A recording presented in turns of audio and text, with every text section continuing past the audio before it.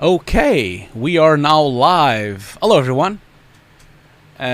Please let me know on the chat if you can hear me fine. You know, sometimes we have some issues with the sound, of course, so do please keep me posted if the sound is okay or not. And yeah, it's great to see you all again. It's been a while since we've done a stream. I've been pretty busy finishing a project. I'm now done with that project. Can't wait for all of you to see it as well. I just directed a commercial for Zeiss Cinematography, and I can't wait for that commercial to be live to the world for everyone to see it. And so, yeah, today we are going to do another showreel review. This is our showreel review, honest showreel reviews 8 of the year. And so, yeah, we have 3 people to review today that we've lined up. And yeah, and again, as always on all these streams, I can't thank enough for BenQ for supporting this this venture, you know, to support these streams and to also like support the channel in this way, because it's very kind of them, you know, because of their support we can do these every month and we get to review people's work and also like spread their work to a lot of other people that might have not seen it. So yeah, so thank you so much for joining, and thank you so much to BenQ for you know, for supporting this initiative. But yeah. Anyway, I guess first things first, as you've seen on the chat, we have a giveaway today at the end of the day. And so, and again, first of all, I must say, forgive me, I have a bit of a runny nose. I'm under the weather today. So forgive me if I cough a little bit or if I sound a bit nasal. I am a little bit nasal, so forgive me for that. I'm not feeling I'm not 100% today. I'm a little bit, I think I caught something. I hope not. But yeah. Without further ado, let's just start the stream. The first thing I'm going to do is to just make sure all of you thank BenQ for supporting the stream. So I'm going to play one of their ads. This is an ad for a monitor that I actually am using currently. So that's the SW27 Hue, which is just on this side here, on the right side. That's that monitor over there. So yeah, so I'm gonna play a commercial from them, just as because they've been so supportive. I need to do that. So I'm gonna do that right now. So just give me a second, and then we'll be back. It's only a minute, only a minute long. So we'll be back very soon.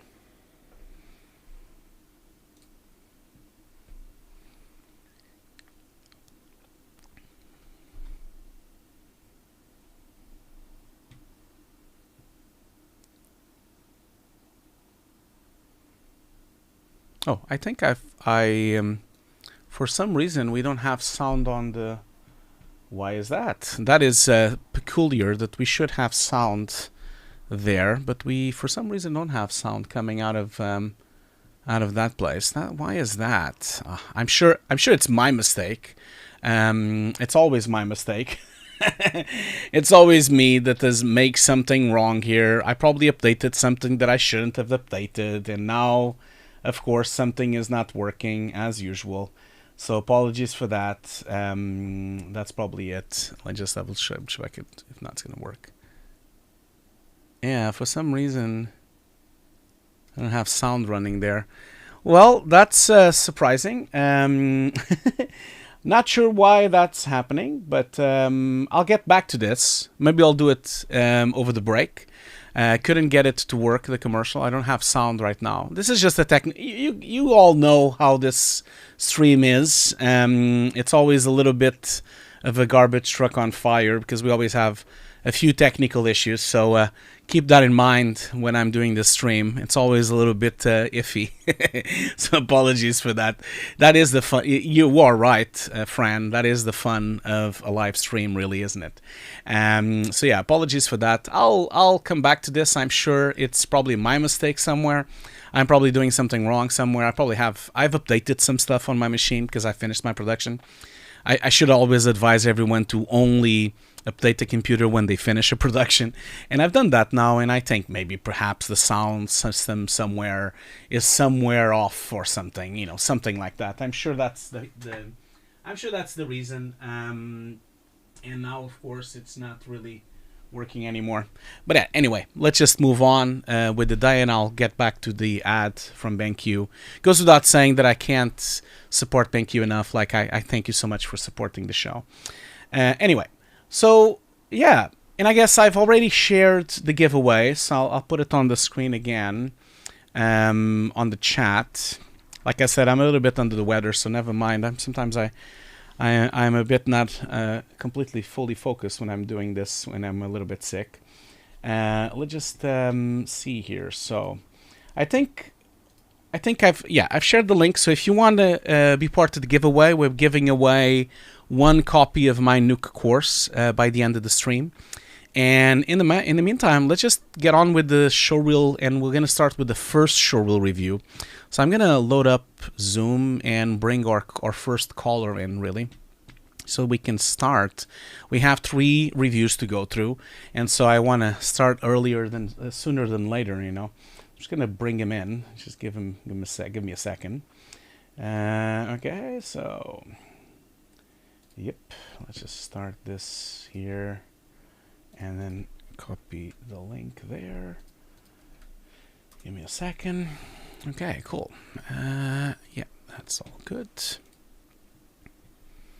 Yeah, so let's see here. So we're going to be joined by Moises Moreno. So are you here, Moises? Are you here? Let me just see if you pop in, and then we can start. Okay, here we are. I'm going to just switch this over to the full screen thing here for you all to see. Let me just do that real quick. And then we start there. Hello there, can you hear me? Can you hear me? Yeah. Oh, you hear me? Okay, cool. So I don't hear you yet, but maybe that could be because could be that I'm having the same issue as I had last time. Let's just have a little check here. So it's on, the mic is on, both mics are on. Okay, why can't I hear you? Oh man, can't believe I'm having issues again. Why am I having issues again? This is just dandy, isn't it? I can't hear you at all. Why is that? Why can't I hear anyone? It was just going all so well. Okay, I'm gonna do something a bit drastic for a second.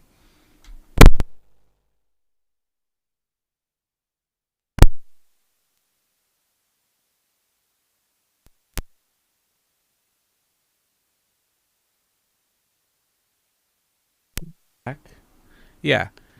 Can you? Oh yeah, now I can hear you. Okay, cool. Okay. Excellent. Great. Yeah. So I did the typical thing, which is I switch it on and on again. Usually it works. Yeah, usually it works just fine. Yeah, so it did work this time. So I'm gonna bring in you as well for everyone to see you. Cool. Yeah, you're on, so everyone can see you, everyone can hear him. I hope everyone can hear Moises. I hope so. And yeah, so thank you so much for joining today. Thank you so much for being here. How are you today? Thank you for having me. I'm doing great. I'm ready for my second time being here. First time being in February, and I hope you can see an improvement on what I've done. And thank you for doing this as well. No, of course, my pleasure. It's great to have you back again. And I'm gonna take the opportunity that I'm basically gonna put your showreel looping in the background while we chat for a little bit. Now, sure. Keep in mind that I'm going to share my screen in a minute, but keep in mind that if you're watching it on YouTube, it's going to be very delayed. So you probably might as well watch it through Zoom, because then you can see me playing back at the same time. YouTube is going to be probably 20 seconds delayed at least, you know. So don't follow it through there. But yeah, I'm gonna boot up your showreel here and gonna have it looping for everyone to see. Now, do you have any music that is like tagged with anything that might be claimed, or is it like I can't remember the song? I'll be honest. Is it what? Sorry. It is royalty free. Royalty free? Okay, so then if that's the case, let's just all watch the showreel first, and then we come back and talk. So let's just do that. I'm gonna play the showreel. It's only a minute left, only a minute long, and then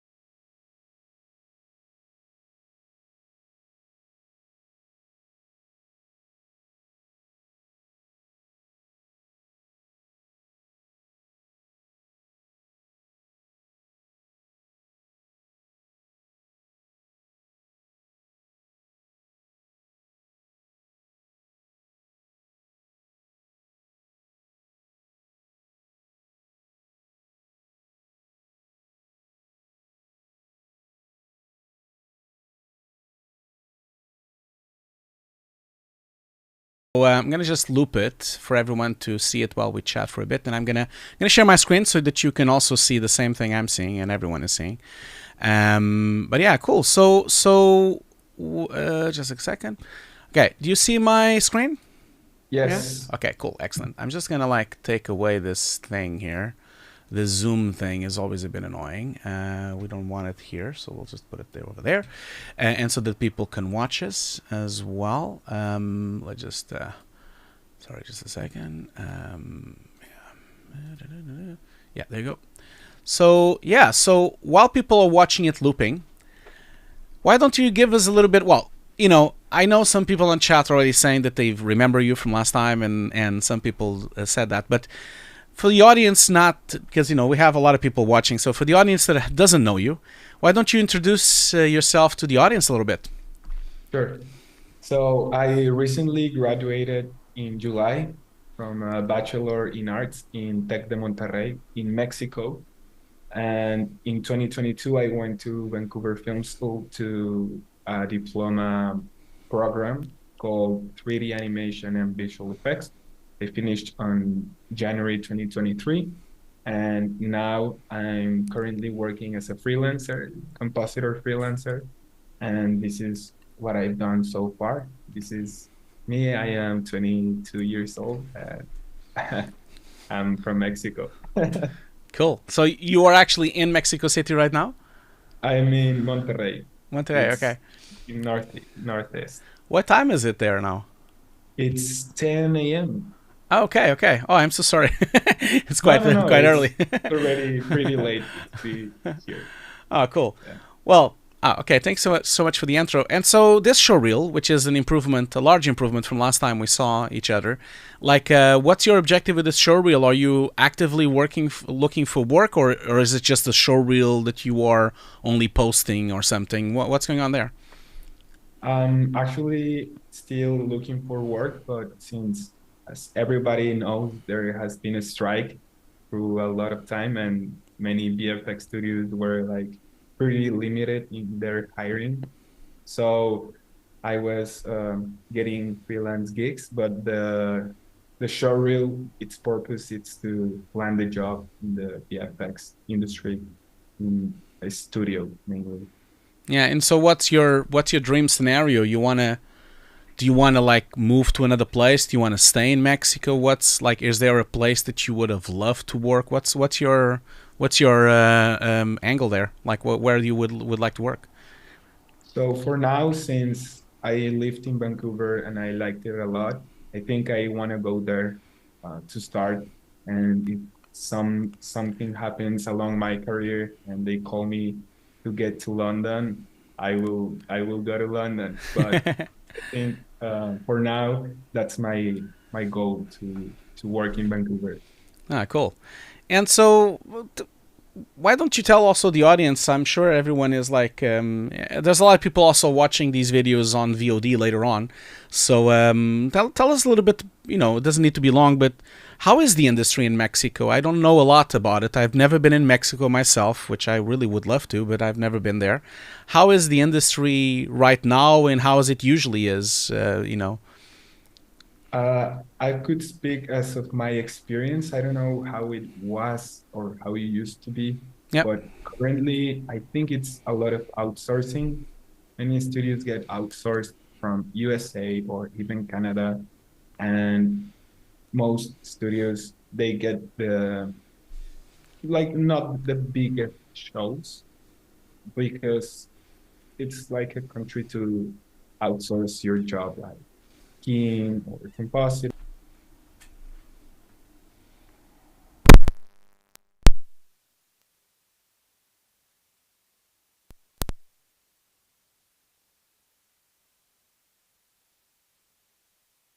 Even like VFX. Well, compositing, yeah, but it's a lot of outsourcing. But what I mean, there is not a lot of like blockbuster movies getting outsourced here I see. or even shows. See. Yeah. it broke. I'll be honest. Like, I didn't want to interrupt you, but it broke up a little bit. But you were talking about the fact that there's a lot of outsourcing going on, right? Was that what you were saying in the industry? Yeah, I guess that's happening quite a lot in a lot of different countries. It's a bit strange, isn't it? Because I think with COVID, like I've been working remotely for a long time. I've been working remotely for 8 years now. So even before COVID, I was already very much completely full on remote with my entire team, and all of us were remote. But it seems to me that I kind of was very happy when, I mean, I shouldn't say I was happy. I wasn't happy with COVID, of course, not that. But I was happy that at least the industry changed in some way, and we were working more remotely and working in this new method. But I'm very disappointed that the industry is not actually working remotely. I feel like the industry, it is, but it's working remotely inside the country where the studio is. It's almost like they accept, like, if you live in London, yeah, you can be remote. You can work anywhere inside in the UK. But if you're like on another country, then it becomes a problem. And you know, I know for a fact that this is, of course, an issue with, you know, the bandwidth, and it's an issue with the lag, and because you're remoting to another machine, and because of that, you can't be too far away from the server. But I wish that this was solved, you know, like a lot of other companies have solved this really easily. Like YouTube has solved this, and Amazon has solved this by having multiple copies of files across the world, you know, just like Netflix has. If you're watching Netflix, you're not watching the show from the United States or the show from another country. You're watching it from your local server so that it's fast enough for you to watch it.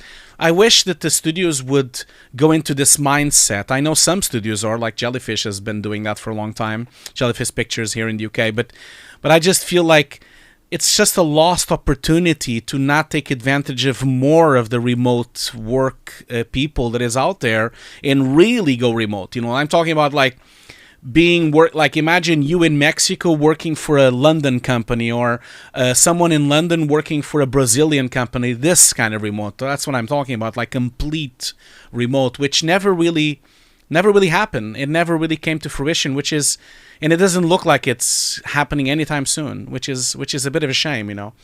And I wish it would change, because we all have the issue with the visas and the permissions, but remote is not supposed to be that issue. It's supposed to work fine, you know. So, yeah. Yeah, I agree with your thoughts, and I think they got like studios that don't get like worldwide remote. They are missing a lot of talent opportunities.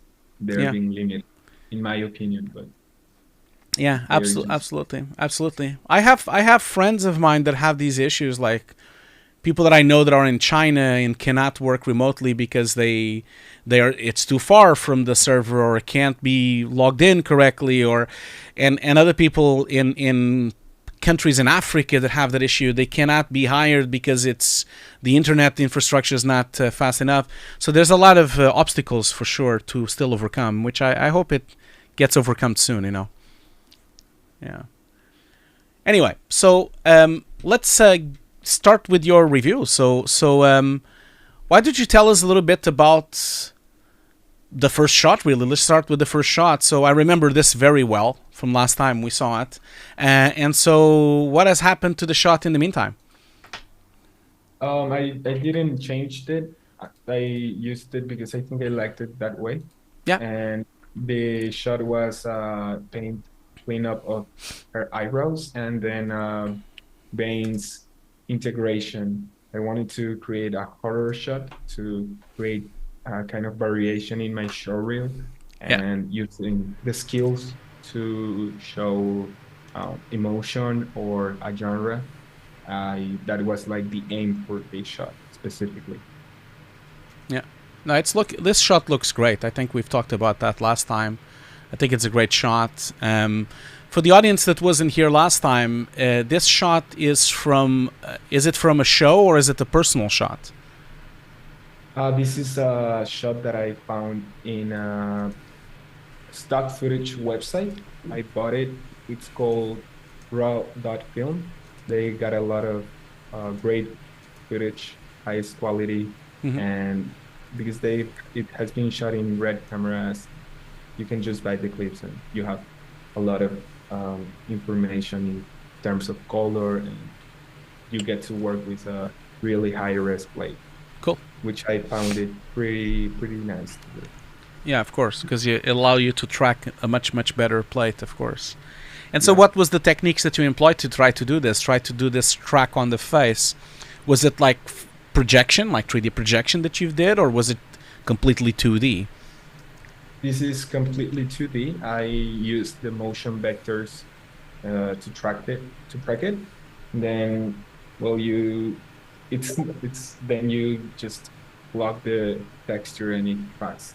Of course, in some areas where the water is going through the face, I try to avoid that. So because since it's motion vectors, the water will riffle the veins and would like kind of paint them. So I like try to be very like careful where I place Yeah. the tracker, well, the track uh, veins. Cool. You did a great job. It's really good. Cool, man. And so, what's happening on this second shot? What's going on here? Like, tell us a little bit about where it comes from. What kind of project is it? This is personal project as well. This is a plate that I got from the same website. And I wanted to do a burn-in since I saw that it was a skill that many compositors do, because I watched a lot of reels to get like an inspiration, but also like what are the bases that I should have. So I saw a lot of burn-ins, screen burn-ins, and since I got this plate already, I just used it, and I comped the Google screen, which is a recording of my computer, and I was just typing easy rotoscope, and because I was trying to match the movement of fingers of the guy typing, so I just tried to emulate that, and try to do something a little bit funny, because rotoscope for me at that time was not easy at all, and I don't think it would be ever as easy as you want to be. But yeah, that's basically it.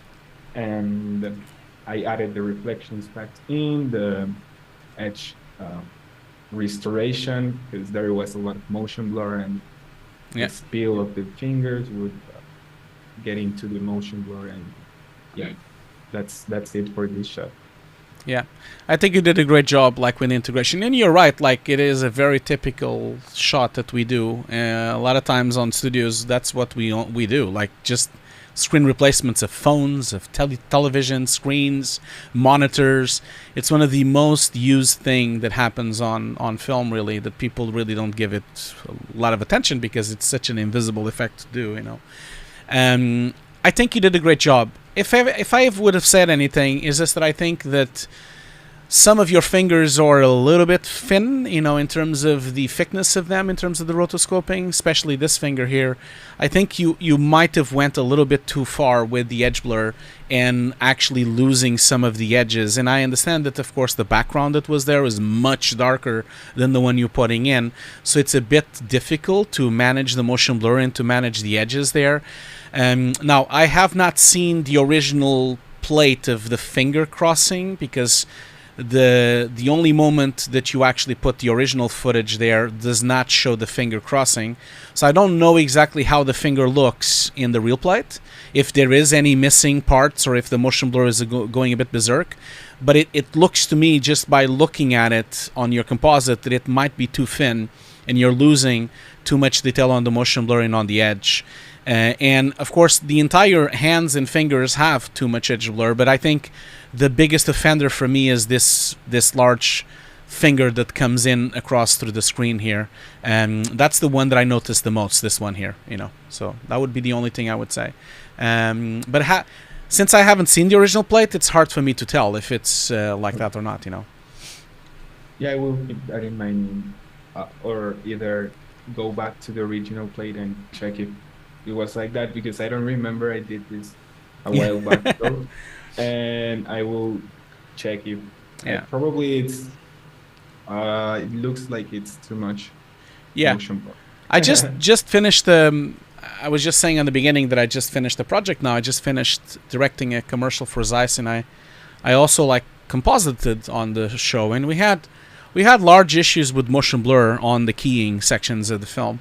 The film will be out in a couple of weeks, and we had exactly this kind of issue. And the solution I had at the time, and I'll share it at some point on my course or on my workshops, but the solution that we found is we gave up on trying to rotoscope it or even trying to key it perfectly. We ended up like doing a very massive edge extension plate extra with this spill so that it wouldn't have any green, and then we ended up like painting by hand, frame by frame, just like the leftover of the finger that was missing, you know, and basically painting in frame by frame and then adding blur to it to smudge it to make it as close as possible. And I did that by having the original plate like a split screen on my screen, and the original plate on one screen, and then the new painting on the other screen, and I just go frame by frame painting it, frame by frame painting it. It was only like 200 frames long, so it didn't take too long, you know. I put some good music and just plowed through it. But a lot of times, but I waited until last very minute to do this because of course the CG kept changing, and of course we didn't want to paint this while the CG was still going. So this was painted on the last 2 days of the production so that I could just, this is a very common practice that we ended up, and especially like if you go to a commercials house like the Mill or, you know, like one of those places, they have very skilled artists that just do this, just paint stuff on top and just like rebuild motion blur, rebuild edges by hand, you know, because sometimes it takes less time to do that than to actually try to do a key or try to do a perfect roto. Never underestimate the power of painting because it's really powerful, you know. It's really powerful. Yeah. I'm really glad that you shared this because actually I'm right now working in a music video where there's a lady dancing in a chroma key, and she's doing like crazy movements with her hands, and she is very far in the background, so she has not like the most detailed footage of her dancing with a lot of motion blur. And this is not like the worst part, is that she had yellow nails which reflected green, so the key would have holes in her fingers.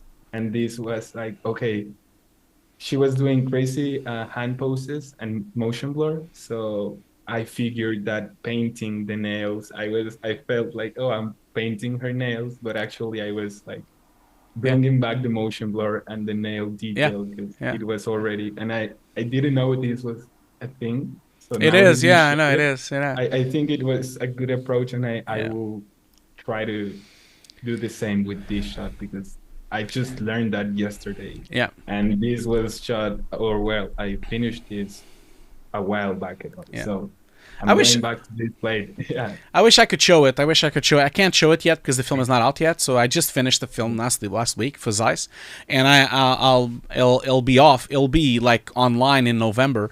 So I can't show it. I can't show you, but I'll be sharing it in the future on my streams. But it's because, you know, I've met a lot of artists that are younger and they have less experience, and sometimes they are so obsessed with the key and the roto, and they're like, oh my god, I can't get this key to work. Oh my god, it doesn't work. I tried everything. And I always suggest, like, if you've just painted it, just paint the alpha, or just like do a smudge, or paint a motion blur, or sometimes reveal. I've done also that, like on this project that I've been talking about, using a reveal in the paint node, you know, by revealing the original plate and just like using, which is effectively a clone from the other plate, a reveal. And a lot of people kind of like get a bit, oh, but can you do that? Like, yeah, you can do whatever you want. Because they kind of feel, sometimes I notice that people feel a bit, they feel like I didn't found the correct solution, so I'm just painting this frame by frame.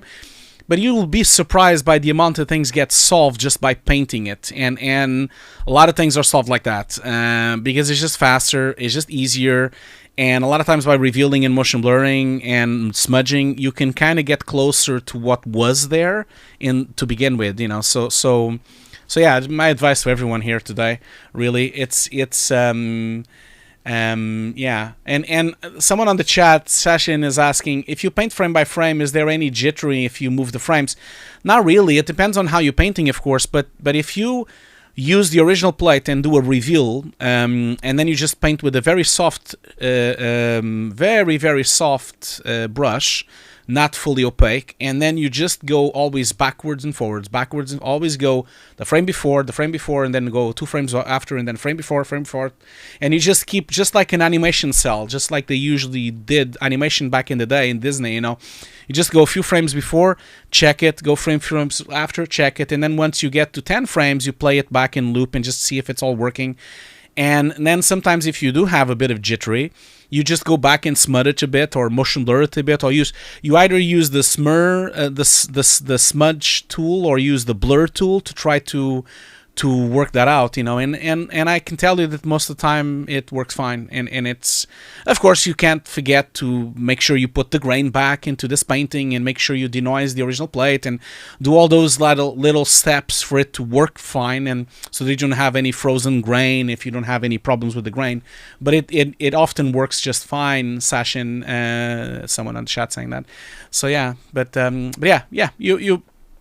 Someone on the chat was also saying that I think the screen is a tad bright and lacks reflections. Now, I must say to that comment, it's really hard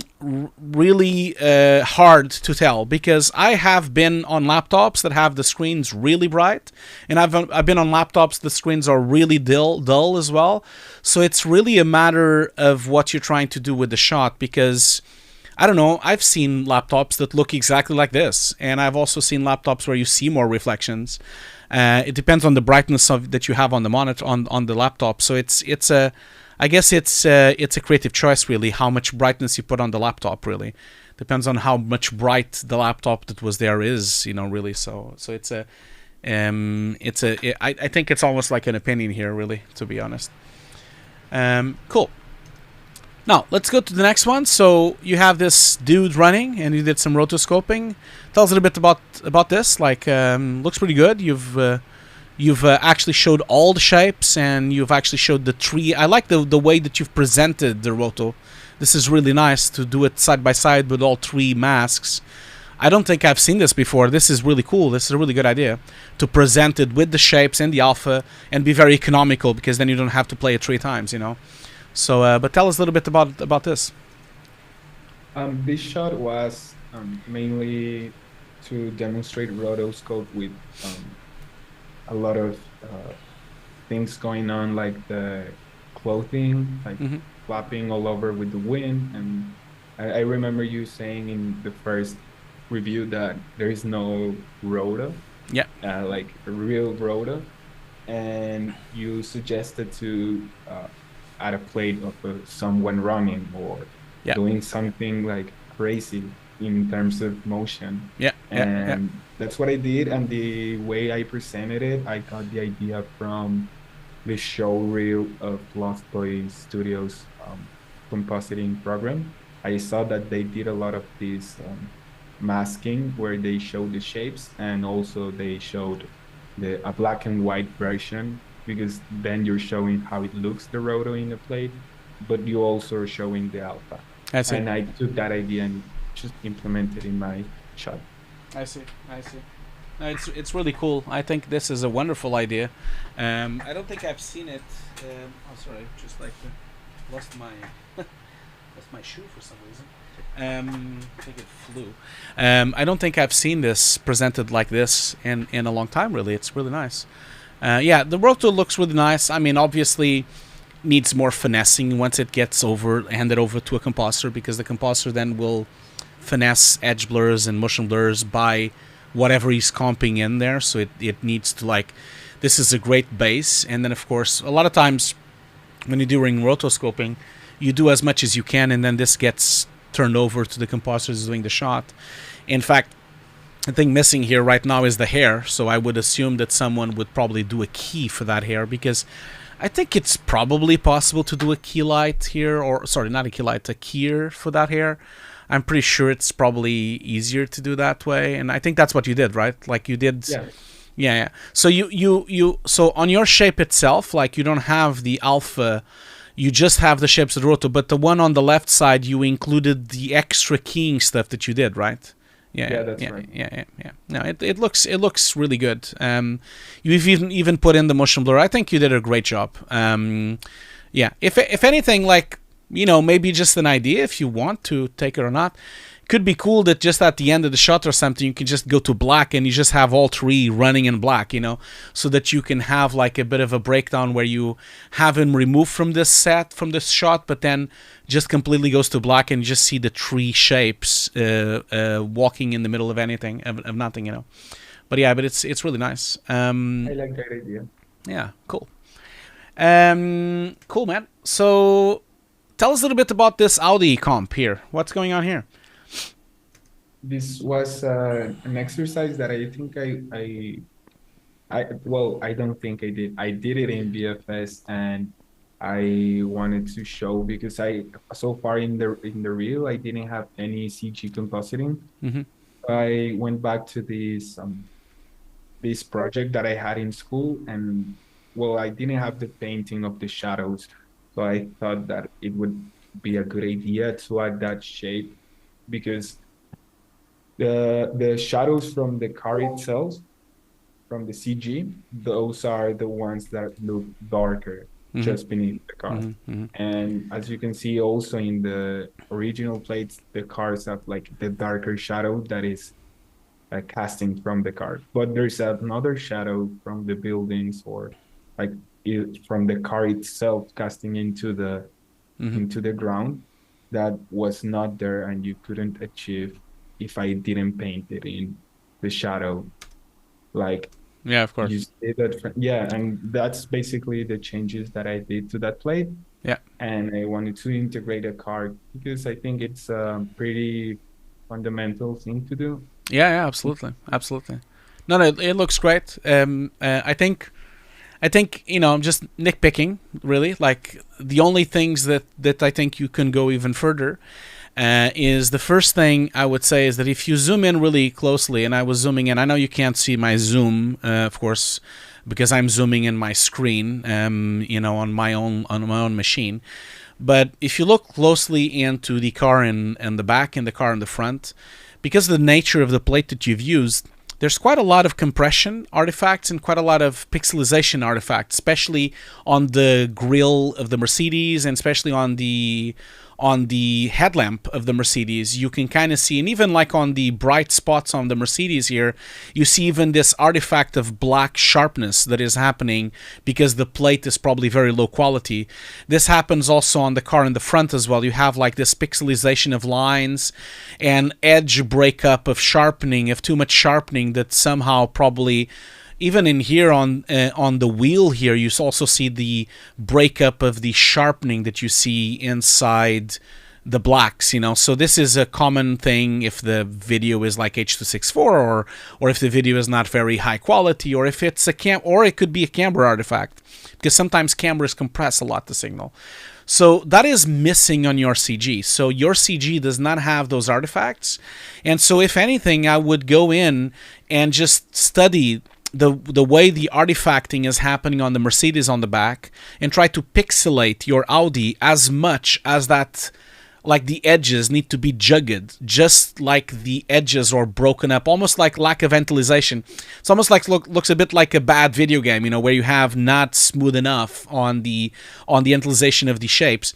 And so it's almost like you need to like go in and break the horizontal resolution of the CG so that it matches more your original plate.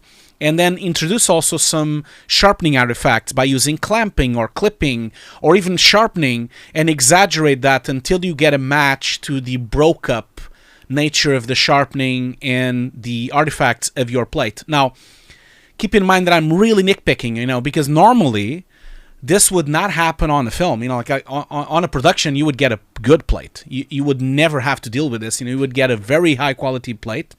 You would never have to like deal with compression or sharpening artifacts or anything. But having said that, I've also been in productions where the plate was shot wrong, or the plate is broken, or it's a stock plate that they're trying to put into the film.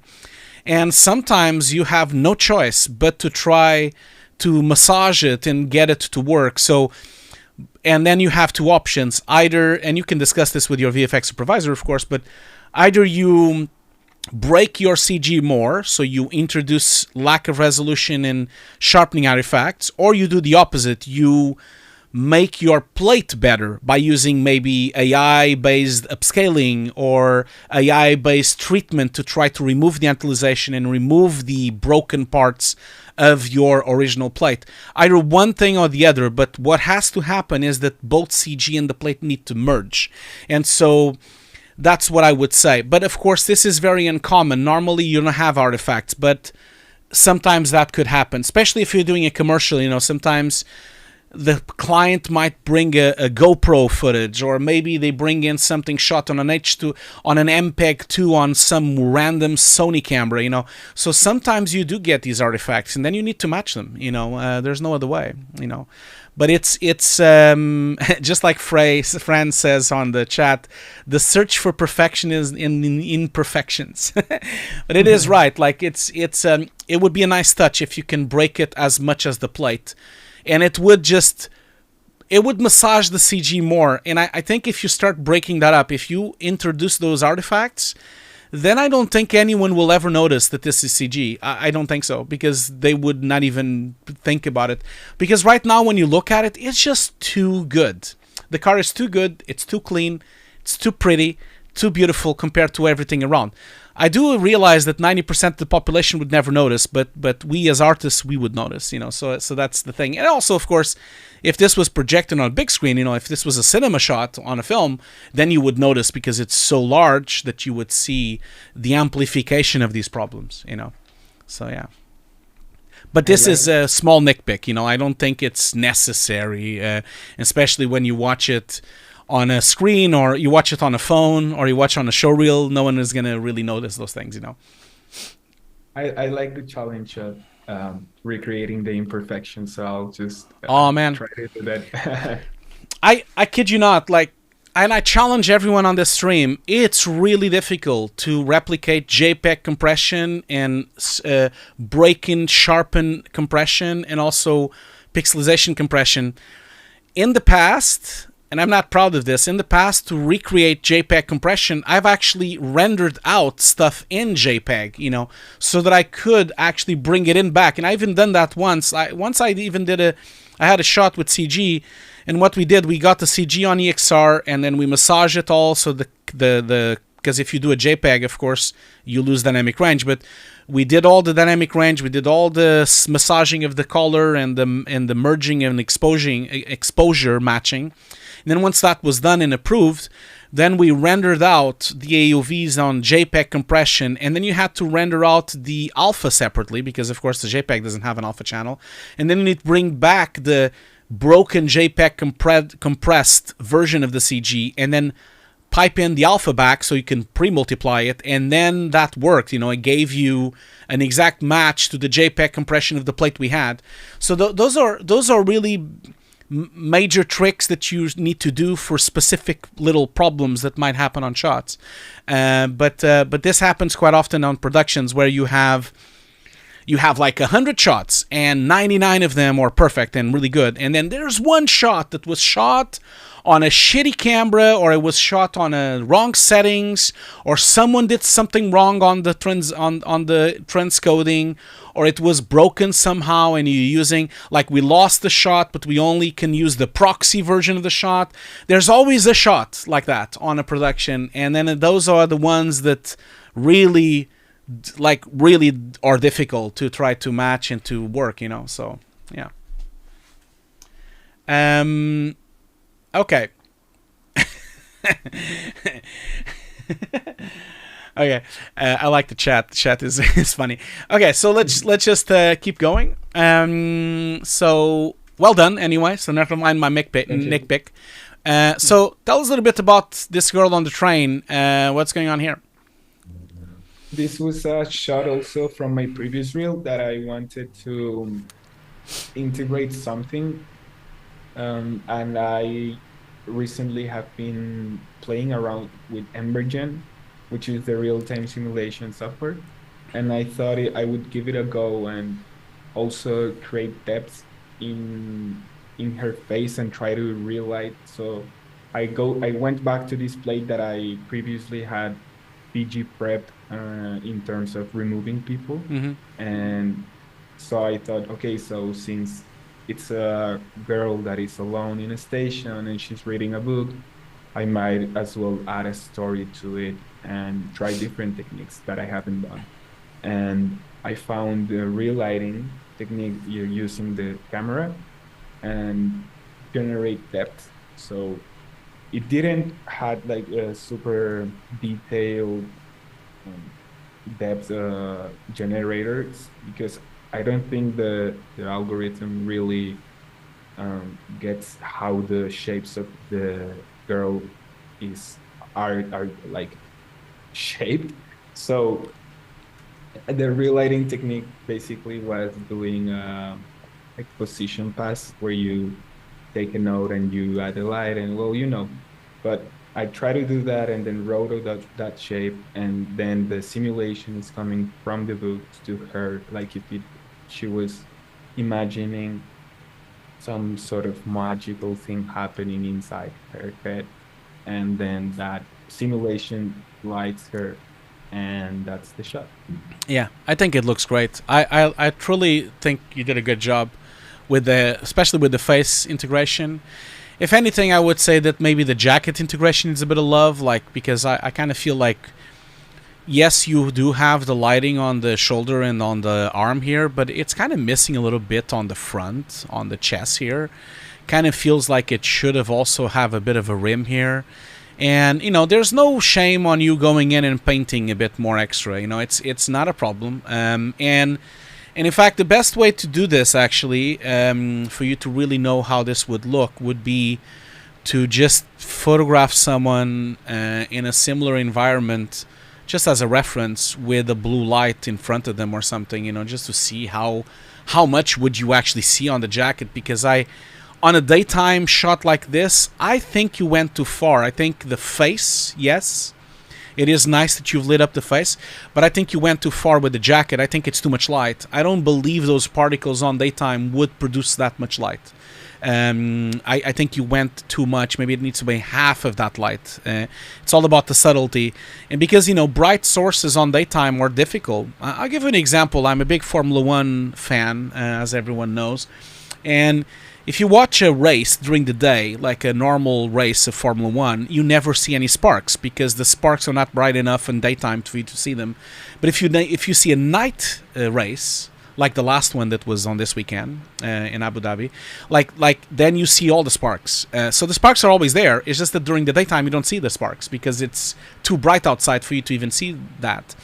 So keep that in mind, that I think you went too far with the brightness of the jacket. I think it wouldn't reflect that much. And also, the jacket itself is jeans, Jeans are not a particular reflective surface. I think they are not this reflective. The face is, like your face reflects a lot. Mainly because of the pores and mainly because of the sweat. And mainly because of the oil that you have on your skin. Your skin produces natural oils, and even us now talking, we can see the reflections on our foreheads, and we can see the reflections on the faces. But so the face is fine. I think it's just the jacket is. I would cut this by half, right away. Yeah. But it's very nice anyway. So, Okay. go ahead. Oh, yeah, I think I agree Cool. that now that I see it again and you give me the notes, I can see Yeah. how it can look that it's not jeans material. Yeah. And Yeah. Yeah. Yeah. yeah, Yeah. I Yeah. get it. But it's like half of it. I think if you drop half, you'll be fine. Cool, man. And then tell me a little bit about this, because I love this. Like, you actually went in one of my favorite movies of all times, and you went over and replaced someone from the cast. I love this. So what's behind this? This is not very common. I don't usually see this on Reels. This is great. Uh, So as I said before, I like went to a lot of reels and try to see what type of shots I liked, and I again go to the Lost Boys School reel. And since I see that there's like a lot of success of students that go there, Yeah.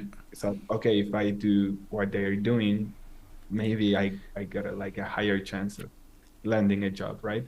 Yeah. Yeah. So I saw they did a lot of actor replacement shots, and I recently had watched Whiplash for like the third time, and I thought it might be cool to just add my girlfriend in there. And I did that. I went and shoot a green screen with her, and I try to recreate the lighting, and I thought like, okay, and I told her like, okay, just try to be concentrated. And it was, and then we had the iPad with the timing, so we were filming that when we were filming that, and I got her in a stool, and she was like, okay, are we done? She was like supportive, but after a time of many tries, I was like, okay, yeah, we're good to go. No, this is great. I love this, and I think it's very well made. I was just gonna, and it's really cool that you've used this film. This film is absolutely amazing, so I'm glad that you've used this. And this is definitely a great exercise that people should do more often, because it's a really hard exercise as well, especially because when we do these kind of shots from films, like, you have to use a very poor quality version of the film usually, because you either pick from a trailer or you rip from a film, and of course those are not the source materials. Those are like, just, they are graded, they're compressed, they're like very low quality compared to the original master that they might have had when they shot it, But having said that, the only thing I would say is that when I look at the dude that was there, I can't remember the name of him, but I just feel like I feel like maybe she's not in the correct place. Not that, I'm assuming. Here's the thing. Let me ask you this: is your girlfriend really big and really tall, or is she just normal height? Like, because she's much taller than the dude that was there. You see here, like, how much difference you've made it. She looks very big. Is she really big? Yeah, she's tall. She's Okay. like, I think for a average woman in Mexico, she's like very tall. Okay. In I see. Mexico, maybe most women are 150, and she's 173 Oh, I centimeters. see. I see. I see. And I think that also the way the dude was like sitting, he was almost sitting in his back. Yeah, because And I try he's to, like doing that. Yeah, he's like a bit. yeah, Yeah. and we try to do that, but if I placed her in her, like, in the space that he was, she looked like tiny. Really tiny. So Yeah, I it see. was the other effect. And I tried a lot of positions, and I thought it was like really tricky, specifically because of the size. Yeah, you're probably right. I mean, I'm thinking it myself loud. I would also spend quite a long time trying to sort this out, and I would probably do, if I was doing this shot, I would very much try a lot of different things and try different heights. Ultimately, this would probably be decided by the VFX soup or by the director, and ended up not being my problem. But I feel like you're right. Like, I know what you mean, because if you would have dropped her to where I'm saying, I think she would look very small. You're right. But then again, I mean, again, I don't know how high this actor is as well. So maybe he is smaller. So yeah, you're right. It's not really easy to think. I think you did a fantastic job putting it in. I was just like curious if she was very tall or not. But yeah, I think you did a great job. It's well integrated. I think the lighting you did well. The sharpness you didn't. Like, I feel like the compression artifact that exists on his face is not present on your girlfriend. And I think, again, it's the same thing as the last shot. She is too pristine and she's too perfect for this shot. The plate itself is very compressed by YouTube and H.264 or MTEG2 compression, and you have no compression on her. And I feel like you need, like, notice how much lack of definition you have on his face here, and how much perfect definition you have on her. She just stands out too much by being so correct and so perfect. You need to, like, destroy the image a bit more to try to merge it a bit better by artifacting it and pixelating it and blurring it and sharpening it and trying to replicate the compression of what the film has, So yeah. That would be the only thing I would say that is missing, because I think you are bang on the lighting, and you're bang on the size. I guess it's relative. It's a matter of opinion, really, because it could be a creative choice, of course, if she would be more to the back or more to the front or more down or more up. But I think the compression itself is part of the integration.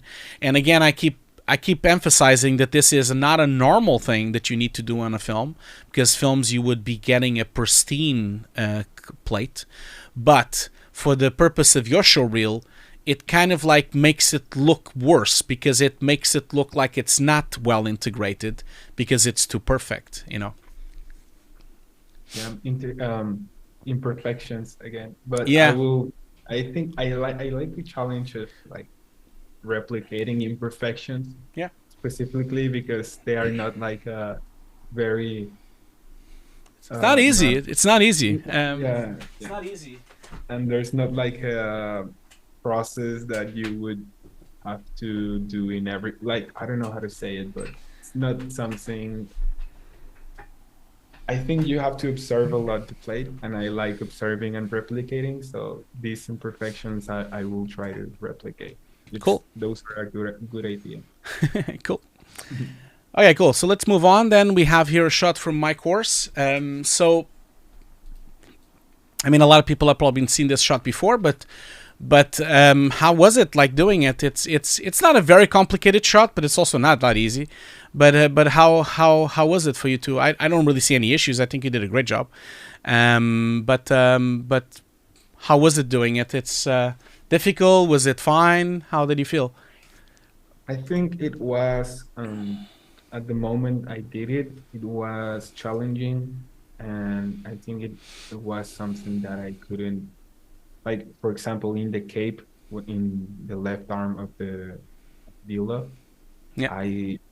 before the explanation video, I didn't actually know that, okay, if we track a little button that is in this belt, then we can try to replicate the movement and then get that patch. And after watching like the explanation and doing this exercise, I think it gave me a lot of foundations on how to do the BG prep or paint out in some other shots, which I included this one because I found it like I like it, and I like how it ended up.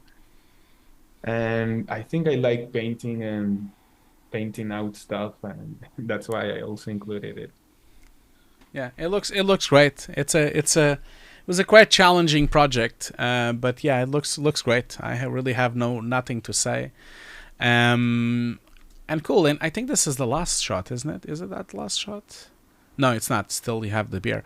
So, tell us a little bit about this. This is also from Hugo's desk. Now, I have to say, when I saw this shot, I must say, like, I feel like this is probably the lowest quality of all your shots. All your shots are very good, but I think in here, it's lacking a few things. And I'll tell you the two things that I think is lacking. The first of all is that I think the footage that you've used outside the window, I think it needs to be something else. I think it lacks the definition of a real outside city. I think it's too broken up and it's too artifacted. It's just like, it looks really like a very damaged JPEG with no dynamic range whatsoever. I feel like you should pick something else.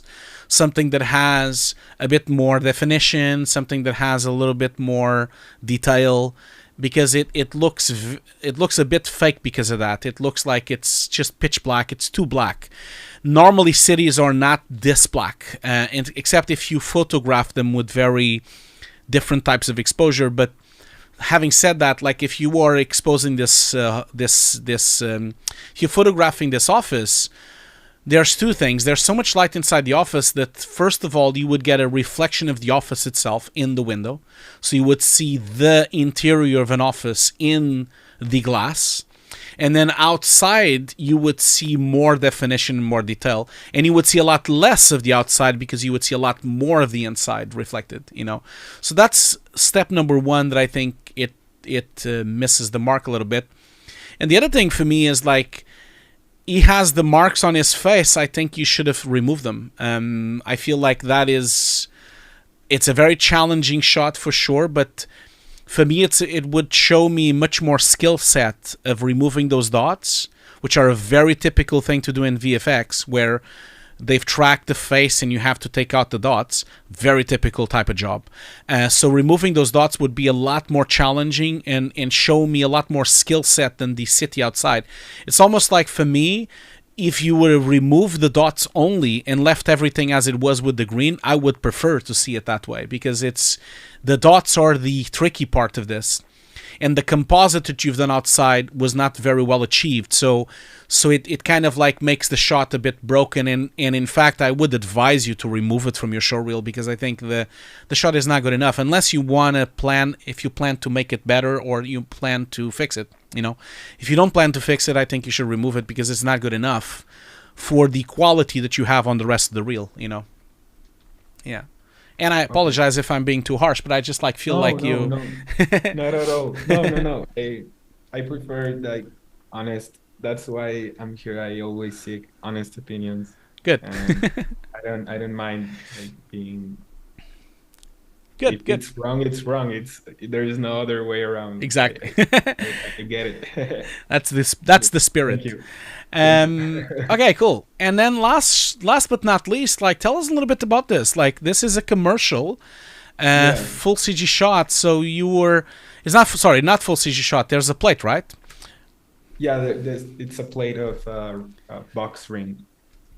But you don't have a breakdown, unfortunately, for that shot. No, I can't show the breakdown yet. Okay, cool. Okay.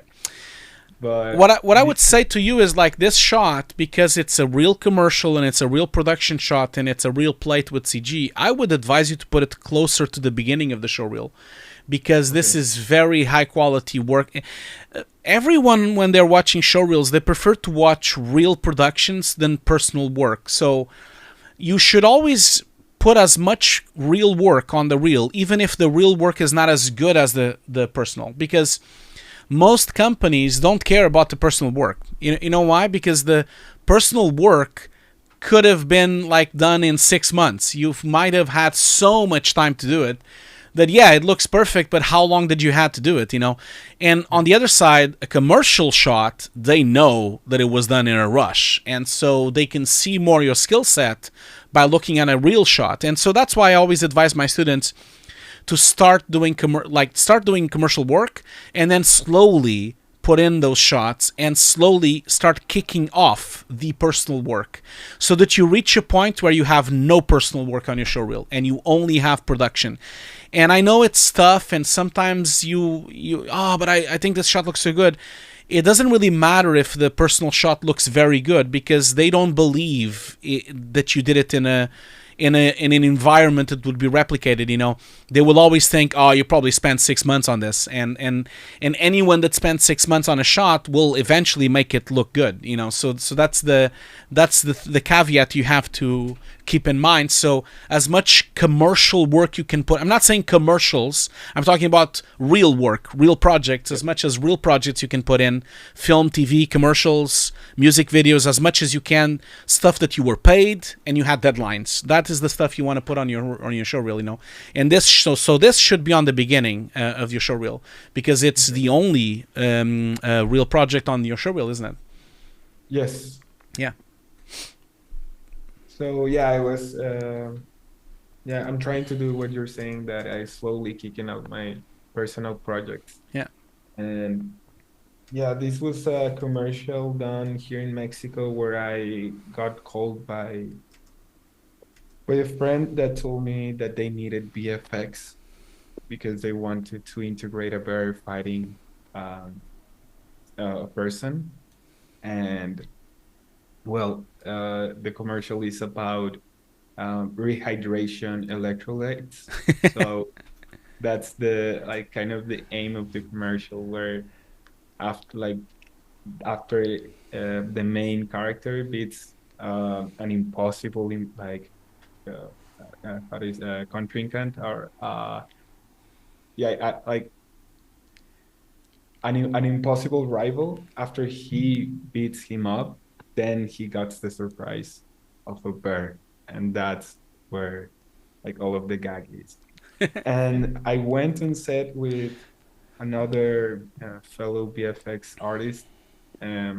We did the HDRIs, we did the gray ball, the crumble, and the checkerboard, and we did tracking. The where this is tracked, it was like a C stand with trackers Mm-hmm. and lots of trackers in the floor. And also, it was a bit tricky to track because it's a dolly in and really fast motion, and also the chords kind of confused the track, but eventually we got it right. And I think it's one of my favorite shots, especially because it's real work, as you said. Yeah. Yeah, exactly. Nothing beats real work, and it's a really good shot as well. I think it's a great shot, and obviously, like it could always look better. But I really don't really make a lot of fuss or a lot of comments on commercial work because commercial work has the limitations of a budget, it has the limitations of time, and it especially has the limitations of feedback. And so in that sense, I am sure you and your team did the best they could to make it work. And so I never really like, oh, this looks shit, this looks bad. I just don't think it's a good way to put it, because unless you did the shot yourself, you never know how difficult or how hard it was to make it. And so, because a lot of times shots have 20, 30, 50 versions. A lot of times clients send you curveballs that you have to then change everything last minute, and those just become more and more difficult, and I don't think people that work like people that haven't worked yet in the industry don't really fully understand that, and that's why it's so important to have commercial and real work on the showreel, because it just shows the person that is hiring you that you already know how to work in a commercial environment, that you know to work out in a production, because you've achieved this shot and it's been broadcasted, it's a real production, and so it gives you like a checkbox of quality standard, because they know you've done this, so I think it's great. I think you did great, and it looks really good. And so with that in mind, put it on the beginning, because I'm a little bit afraid that probably someone watching your showreel might stop midway through, because a lot of recruitment people have to watch hundreds of showreels, and so if nothing grabs them really, they will. I'll give you my example. When I'm looking at this, I think the first shot looks great, so I would definitely stick around. Second shot doesn't look that good, and I'm like, I might pause now and move on to the next artist. But I might stick around a little bit, and then the roto comes in, and I'm like, okay, a little bit of roto, okay. Then the CG car comes in, nothing special. By this point, I might even switch off and think, there's probably better stuff out there. And so if you put yourself in a position where you put first the real production shot, then you already start on a much better way. Like, because, the person watching this, I'm like, oh, this is real production. Oh, cool. This is an actual commercial. That's great. And then from there, you can go to the water girl, and I'm like, oh, this looks great as well. And then from there, maybe perhaps go into the car, and I'm like, oh, this is also looking cool.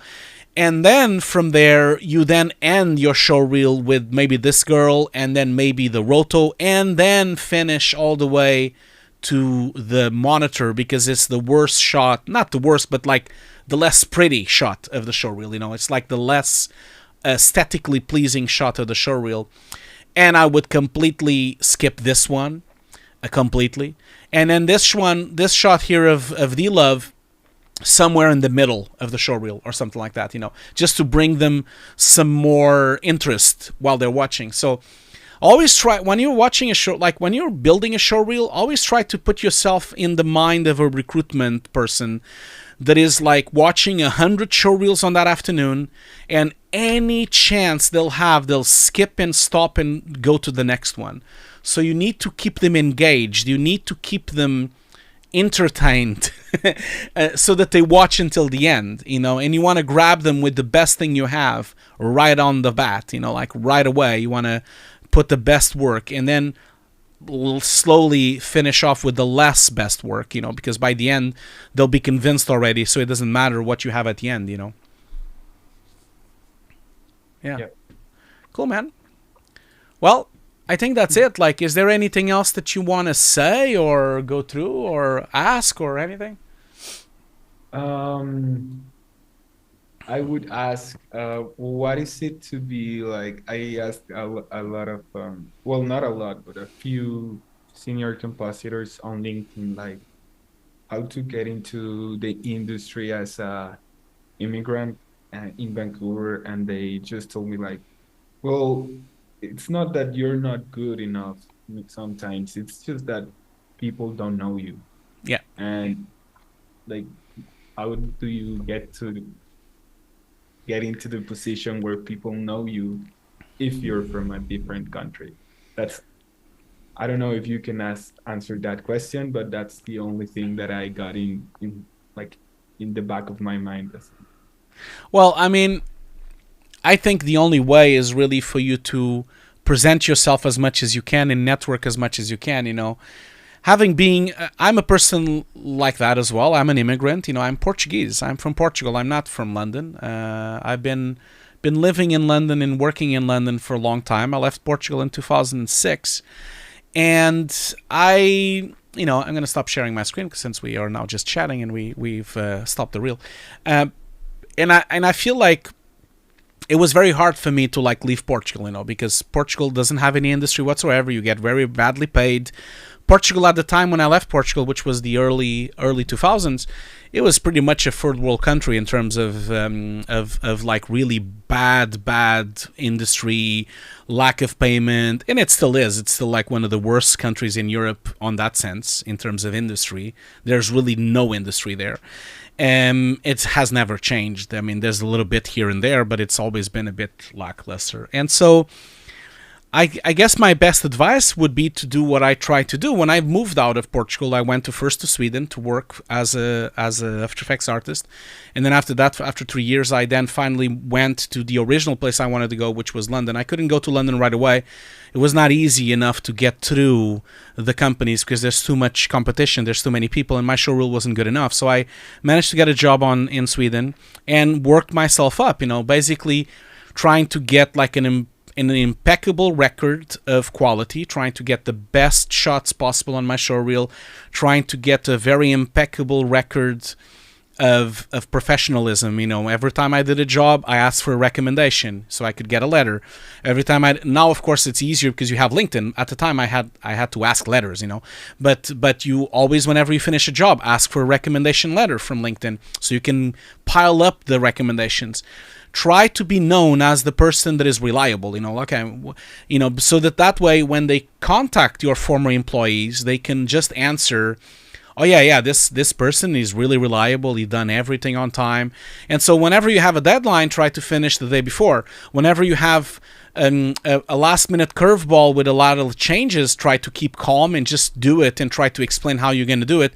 Always present yourself in such a professional way that you become an asset for the company, so that the company reminds itself of your work because you were so good at your work and you actually did more than you had to do. That's the difficult, and that's what I would recommend as an immigrant, since I am an immigrant as well. You have to compete with the local people. You know, the local people always have an advantage because they're there already. And so you have to always do better. You have to be the best. And you have to push it to be the best, so that, because the local people have it given, they're there already, and they don't have to make a big effort because they're already in the country, they already have an address, they already have a house there, they already have a structure around them. They have parents, they have friends, they have brothers, sisters, so they have a place to stay. And you are always going to have a problem. You're going to have to rent a house and get money and have no friends and no back plan and really no support. So you just have to work harder to try to become better at everything, and to a point that you become so reliable that they then always contact you. And that's the way to do it. That's the way I did it. That's the way every job I did, no matter how bad or shit job it was, I would always do it on the most professional, high standard ever, even if it was a shitty commercial for like a piece of cereal. It didn't matter. I treated it as if it was a motion picture shot from like James Cameron. It didn't matter, because if you keep those standards up, then you are known for very high standards, and then it doesn't matter what anyone give you, because then they know, oh yeah, I'm going to call Hugo because he's going to sort it out. And so that's how you want to do it. You want to like go beyond what you have to do. Never just deliver what you have, when you deliver something, like especially if you have a lot of shots, if you finish a shot, you go and ask production, okay, I finished my shot, what else can I do, what else can I help? You always try to put yourself up front. That's the people that they will remember. The people that did more, the people that did an effort. That people, production and recruitment will always remember people that did an effort. That's the thing. So make an effort. Go beyond what you have to deliver and go beyond the Call of Duty. Just do more and take on more responsibility and mingle. That's the thing. Networking. Mingle with all your artists. Mingle with all the colleagues. Network with all of them, speak with them, have chats, that is the key factor. And that's what I've done on all my career. And so right now, after 20, almost 25 years now, like I know that most companies that talk to me, they know they're going to contact me and they go, yeah, we're going to give this shot to Hugo, and I don't even have to think about it, because they know I'm going to just sort it out, so that's the place you want to be. That's the place where you want to put yourself in to be reliable. And it always has to be like, it has to be 100%. You have to always be good. So you can't just slack once because if you do that, that is the only thing they'll remember. So it has to be always at the highest standard. That would be my best advice for an immigrant just like me. I'll be the best thing I would say. Yeah, that's pretty insightful. Thank you for sharing your experience and your thoughts and advice. I appreciate them. Yeah, of course. No, not at all. That's why I'm here, and that's why I do these showreels. That's not a problem at all. Cool, man. Any other questions, or should we wrap it up? I don't have any other question. Thank you. Cool.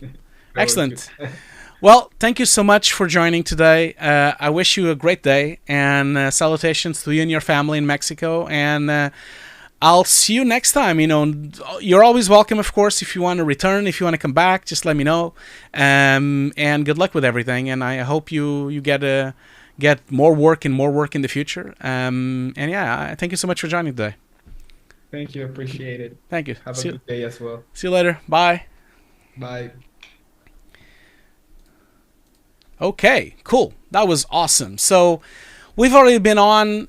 So thank you so much, Moises, for joining in today for a second time. We've already been on for more than an hour. You know how this goes. We always do a break. So we always do a respectable stream. So after the break, it's going to be always like this. It's going to be a 10-minute break now. After the break, we're going to do the first giveaway. I'm going to do 2 giveaways today. So after the break, I have the sound now working, so I'll play the BenQ commercial, of course, and I'll also do the giveaway. So come back for that, the first giveaway, and then I'll do another giveaway of my course at the end of the stream. So stick around for those 2, and we'll jump into the next showreel review. So I'll see you in exactly 10 minutes. I'm going to put a timer, and don't forget to stretch your legs and get some water, and I'll see you all very soon. I'm just going to put the break. So yeah, see you all very soon. Bye.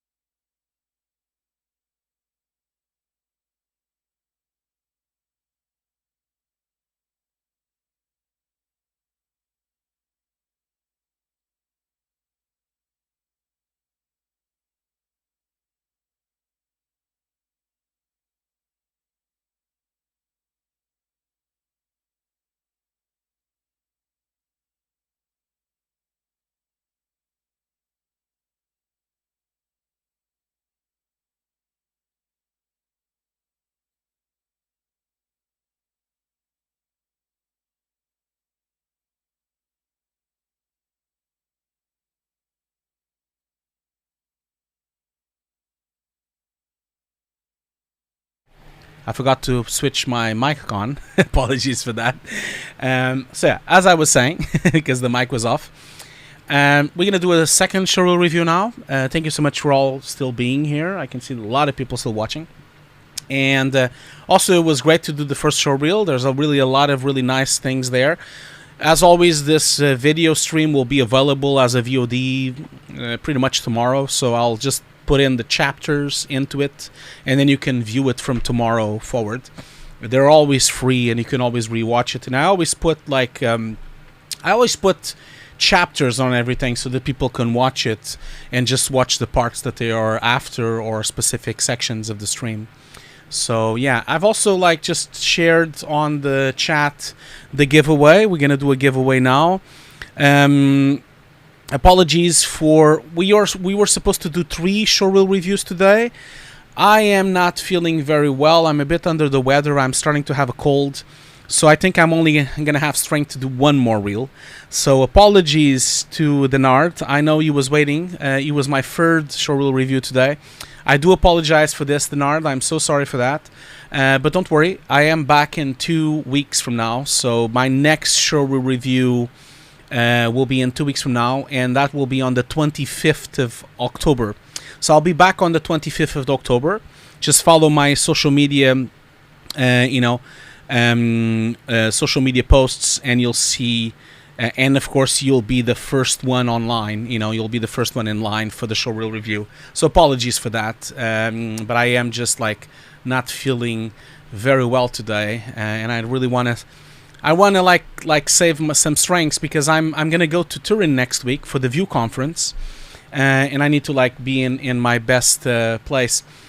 Having said that, actually, I must say I don't think I've mentioned this on the beginning of the stream, and I must do that so that you know. I'm going to be on the... So if you are in Italy, if you are going to be on Italy next week, there's the View conference. I don't know if you will know, but I always go every year to the View conference to present. I've been going for many, many years. I'm just going to just share my screen so that you can see what I mean. Yeah, so that's the View conference. I'm going to be there doing an exclusive workshop, a 2-hour workshop. Basically, I'm going to be doing a workshop with one of the shots from the Zeiss commercial I just finished directing. That commercial is not out yet. But this will be an exclusive workshop just for the View conference. We'll be in location, so I'll be there at the View conference in Italy. And it's basically a CG deep compositing, ACES compositing with CG and live action. It's like a merging of live action CG done in ACES, merging with the plate, an 8K plate with the CG in 6K. And then I'm merging it using deep compositing and also using regular compositing. And it's going to be great. And we also did some machine learning nodes as well on it. So if you want to know more about it, just go to the View conference. If you are in Italy, don't forget to go there. I'll put the link on the chat. If you are in Italy, this will be in Turin. It's going to be next week. There's a lot of really amazing speakers on the conference next week. So yeah, maybe stick around and watch it. I'll just put up this. This, of course, is a stream. This is going to be where is it? I'm going to scroll down a little bit here on my Twitter. So this is brought to you by Foundry, of course, at the View conference. It's actually sponsored. It's brought to you by Foundry at the View conference, and it's also sponsored by Lenovo and by NVIDIA as well. So yeah, stick it out. It's going to be on the Thursday, October 19, from 9 o'clock in the morning. Really early, bright and early. And so yeah, so it's going to be a good. I think this is going to be a good workshop. You're going to like it because it's really advanced. It's really advanced CG, advanced live action. It's going to be packed, 2 hours packed to the bone with stuff and tips and tricks. And it's exclusive for the View conference. So if you're in Italy, I would highly recommend you to join and to watch it. But yeah, that's it. But yeah, someone is asking, did you render 6K native CG on this project? I did not. No, I never do that. So the plate is in 8. The plate, we shot the commercial in 8K. The particular shot of this CG shot is in 6K. It was with the Sony Venice in 6K. We decided to render in 3K, and then we upscaled with machine learning to 6K to match the plate, and it worked wonderfully because it gave us the kind of emulsion, blurriness that you need to make the CG look better, you know, so which was good. So yeah, stick around for that if you could. And yes, let's do the giveaway. I've already shared the giveaway. I'm going to share it again, so I'll do the giveaway right after this word from our sponsor from BenQ. So now that I have sound, I'm just going to double check if I have sound. I hope I do. Yeah, I do. Now I have sound. So before we do the giveaway, I'm just going to do a little small word from my sponsor, from BenQ. Again, goes without saying that we cannot do this stream without BenQ. So thank you so much, BenQ, for supporting the stream like this. Here's a small short commercial from them, just as a token of appreciation. So I'll see you very soon.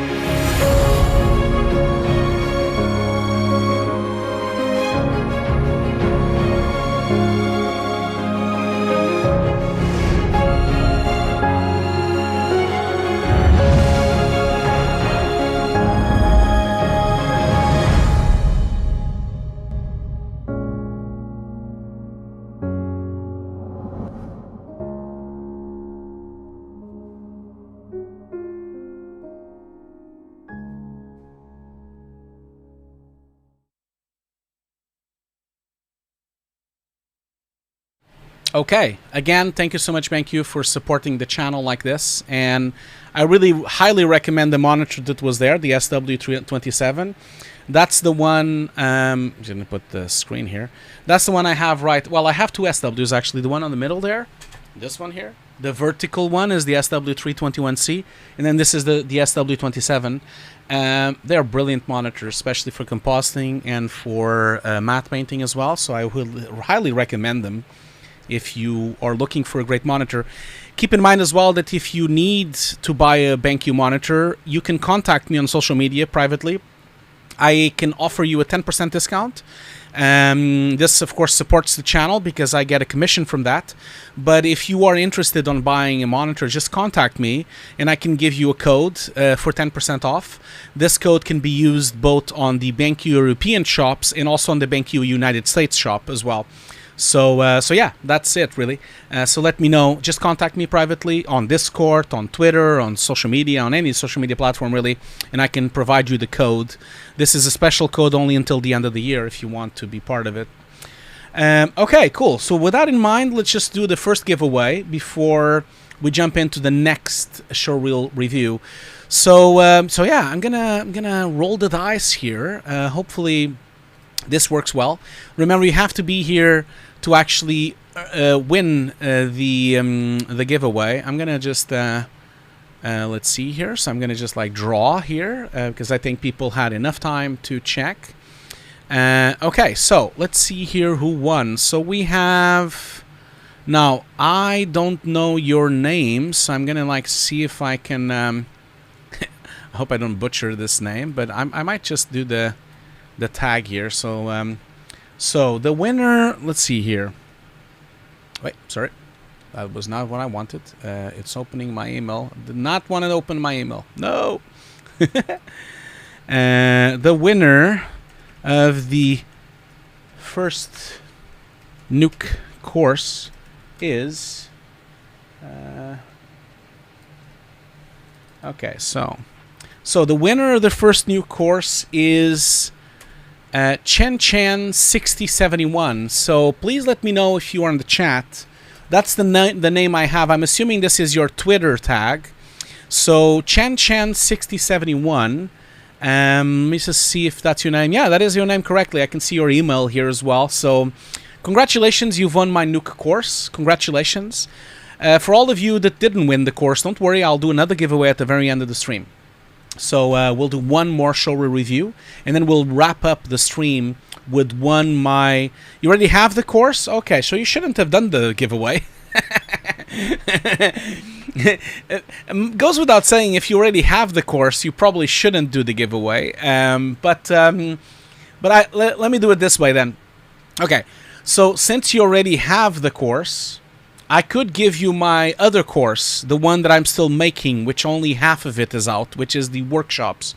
So I could give you for free the workshops instead. So just contact me on Discord and I can give you access. I can upgrade your login so that you have access to the workshops. Is that good?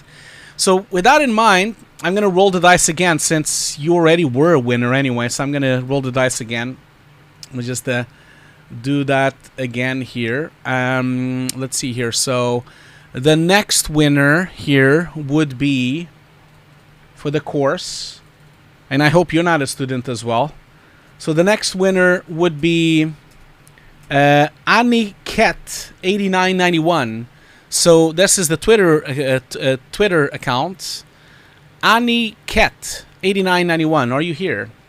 So I hope you're here. Congratulations for winning the course. I hope you're here. Are you here? Hope so. Okay, so please keep in mind, someone is asking me, have you upgraded your memory? Was it already 400 last month? No, it's not 400, no. I have 384 gigs of RAM. I'm sure that's enough. I'm not planning to upgrade. I've never ran out of RAM, never ran out of memory, except on Nuke Studio. On Nuke Studio, I can sometimes run out of memory. Okay, so Aniket, congratulations for winning the course. Congratulations, you've won the course. So I basically have Chan that won the workshops, and then Aniket that won the course. Congratulations. With this in mind, let's just move on to the showreel review, so that we... Apologies for the coughing. I am a bit under the weather. So, okay, so we're going to be joined by Justin here. He's going to be the next showreel review. So let's just load up this thing and start that. Okay, so I'm already... Yeah, I'm already starting the meeting with Justin here. And let's see if he can join. And then we can do the next showreel review. Well, the last one of the day. Let's see here. So, are you here, Justin? Can you join?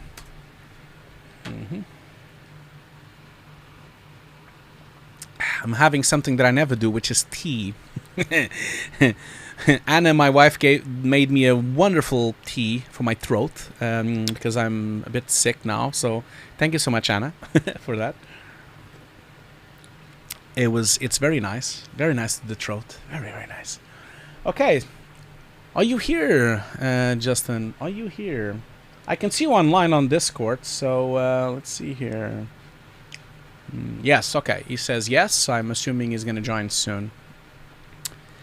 The password is incorrect. Oh, there's no password. You just need to join the call. Okay, let me just do that again. Sorry. Maybe I'll put the garbage truck on fire as usual. That's my stream here. So I'll just like do a new meeting here. So okay, so personal meeting.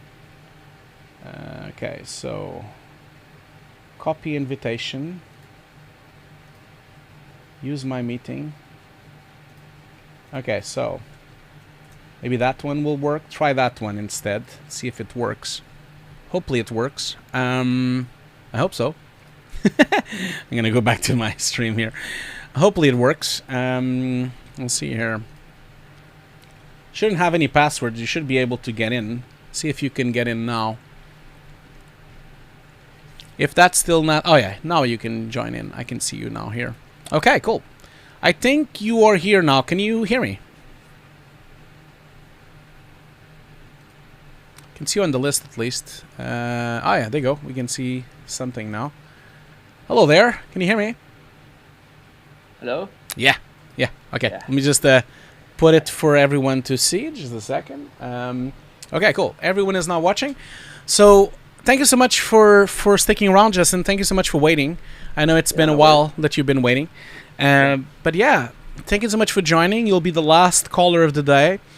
And before we begin, Justin, like, tell us a little bit about yourself so we can know a little bit about your work and how you're doing. Well, I just started with compositing, actually. My background is a director. I'm from the Netherlands. Maybe start with that. Cool. I'm an older than the previous one. I'm 30. And I want to learn compositing because I work with miniatures as a director, and I wanted to add something with it. And I think with compositing you can make it more interesting. Oh, cool. Yeah, so that's what I'm doing now, and I try to actually make a living out of that. And next to that, to hopefully someday flourish as a director. That's awesome. So you work a lot with miniature, and do you build the miniatures, or do you film them, or you build them from scratch? Yeah, I build them from scratch. I actually find them. So like in a squash ball, a little squash ball becomes a rising sun, and a PCB plate, like a circuit board, I think it's called in English. Cool. That becomes a city, and from little broccolis I make a forest. So that's a bit how I work with my films. But now I wanted to add a character or something like that. So that's as I don't do stop motion. For me, 3D and compositing was the way to go. Mm-hmm. So I first did a bachelor's in film, and then I did a master's in animation. And there I found out that compositing is really nice, but very hard, I think. Yeah.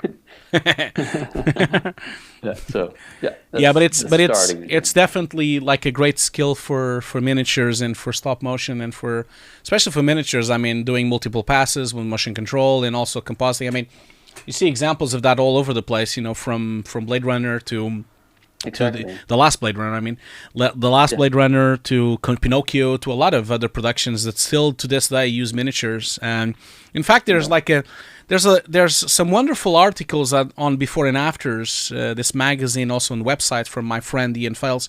He has a lot of articles always about miniatures, always on his website. I think you already addressed it as well, right? In a podcast, I did. That's my colleague. Good. Yeah, Ian Files, the one that is with me on the podcast. Shout out to my podcast. I have a shirt here. The VFX Notes, and we talk a lot about miniatures because both me and Ian have a big love for miniatures, and I've also done a commercial with miniatures, cool. Which was the Vermintide 2 trailer, the cinematic trailer for the launch of Vermintide 2, the game, and it was all completely done with miniatures and also with the actual Warhammer figures in the middle of the miniatures, nice. So it was a really nice project to do. We had a motion control, we had multiple passes. It was great. It was a dream to do compositing that way because we did like a fog pass, and then we did a light pass, and then we did like a rim light pass, and then we did like a normal lighting pass. It was wonderful to then comp all those passes together, almost like making AOVs of CG in real life. It was great. We even had like some really smooth fog to make depth passes. It was great. It was really cool. Did you do it like behind the green screen every time? And then sometimes in green, sometimes over black. Sometimes with just the model, because we made backgrounds, models, and together with matte paintings. It was great, and it was I have fondly memories for that. Cool. Okay, cool. So I'm gonna loop your showreel on the back here so that everyone can watch it. It's That's not a problem. Okay, so I'm gonna just like share it. I'm gonna share my screen because if you watch it through YouTube, you'll be very delayed because it's very delayed. Then I will just because might as well like watch it through Zoom because then you'll be live with what I'm doing and what I'm talking to. So everyone is already watching it. I'm looping it. So tell us a little bit about what this showreel is. Like, is this mostly commercial work? What's going on here? What is these projects?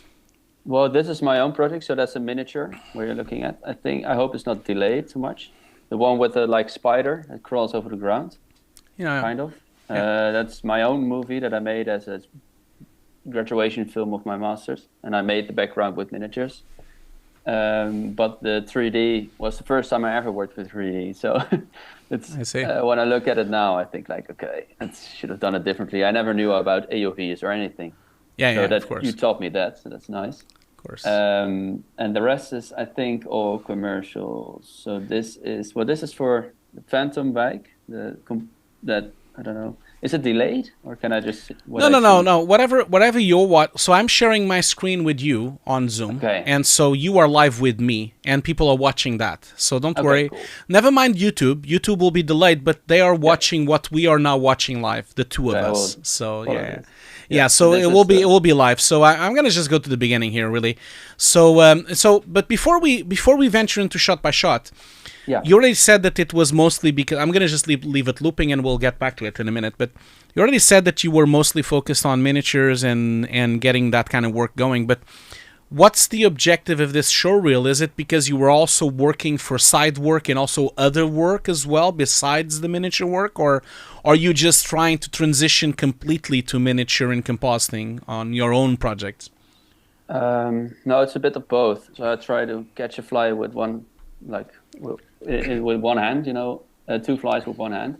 The thing is that I want to become commercially bigger. So I want to make my money with that, but I also love VFX and modern technology. Yeah. So I just want to know more, and I also want to implant it more into my miniatures, and as a director, be able to direct it better. Because now I just don't know, like how can I direct something if I don't know what's going on?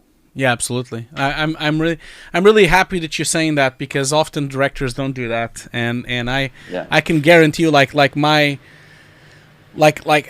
I mean, I'm a director as well, and I can only really direct if I know what I'm doing, and I'm kind of my background in visual effects is really what really helps me to be able to direct certain things, and so I can't really see it any other way, so I completely relate to what you're saying. Yeah, they think they have too much money. Yeah, absolutely. I can see on the chat here that Ricardo is here, Ricardo Ferreira. So thank you so much for joining, Ricardo. Ricardo is, of course, one of my partners on the course, on Hugo's Desk course. He's one of the teachers on the course as well. So thank you so much also for the amazing work you did on Vermintide when we did the trailer. You worked with me on that. But yeah, shout out to Ricardo, great teacher, and he's been very integral part of this course, and also a lot of the students that are watching on the chat know Ricardo very well from his workshops and from his classes. So thanks, Ricardo, for being here.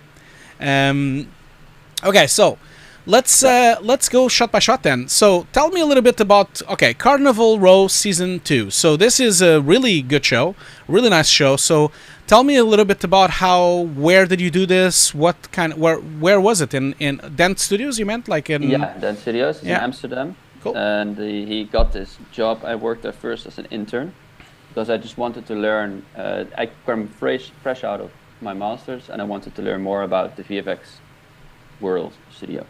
So he said, come to me, and then quickly I became a junior, and then I did not much because it was a big production. But I did the birds in the background. So I made them in Maya, modeled them, textured them, and then composite them in with Nuke.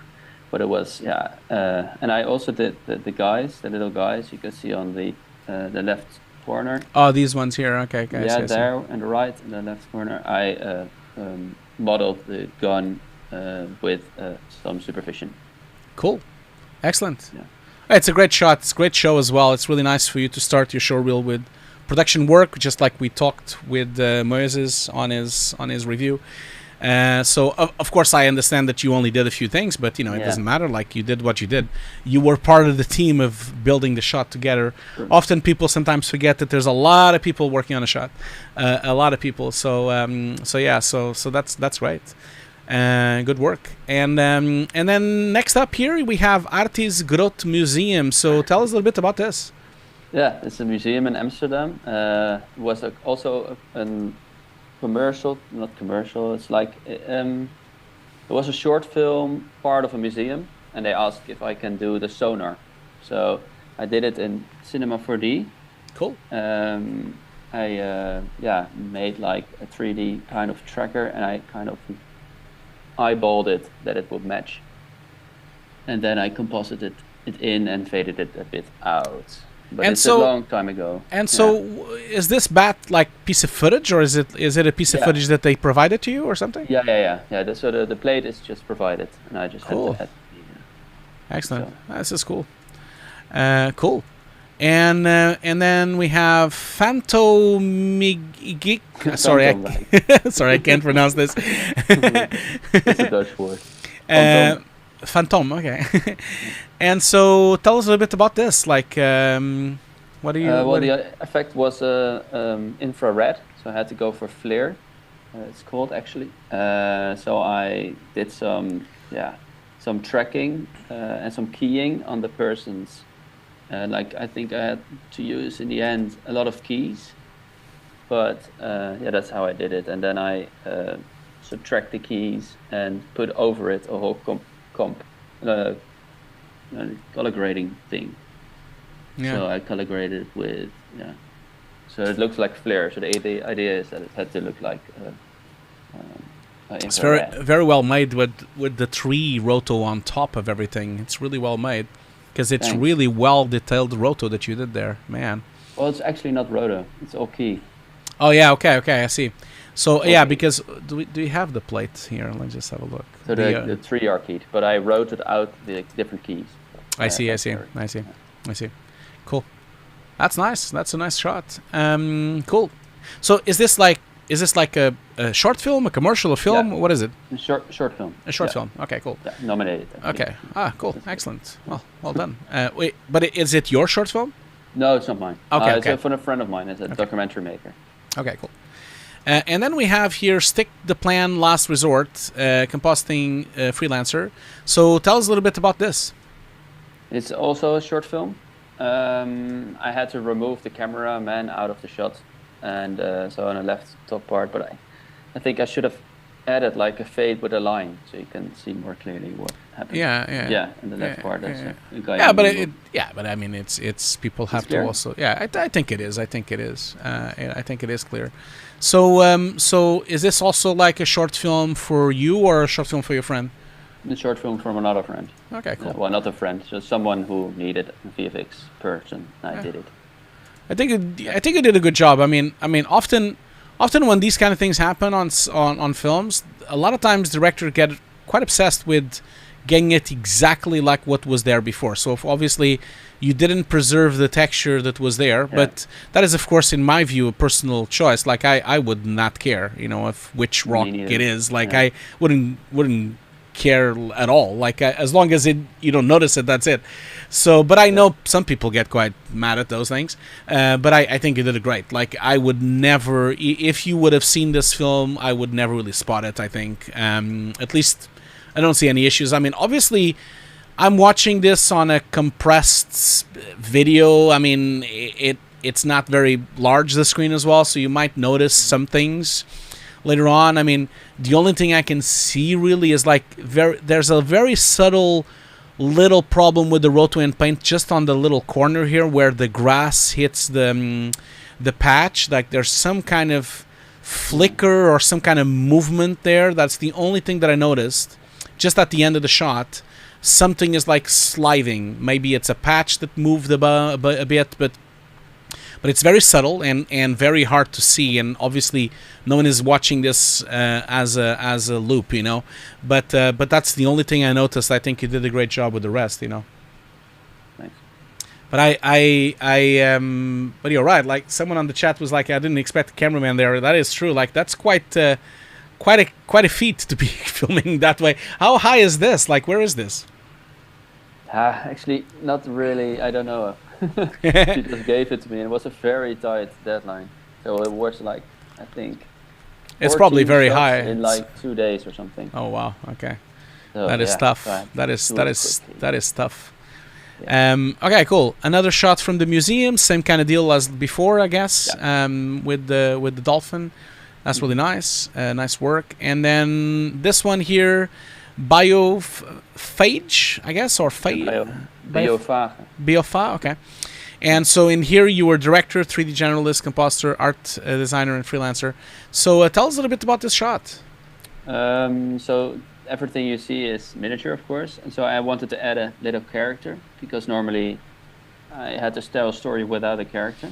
Yeah. And this time I did the masters of animation to learn 3D. But now if I look it back, yeah, there's a lot of things not really good at it with it. Yeah, I think it's more of a matter of really blending the CG. I think it needs to be more blurred. You know, you need to like make the CG a lot blurrier because the plate is so blurry. Especially like if you look at this shot, like the position where this creature is so blurry on the floor. So the creature would be blurry as well. So it's a matter of matching the blur. I think the noise is looking good, but it's the blur that is like really like not really matching.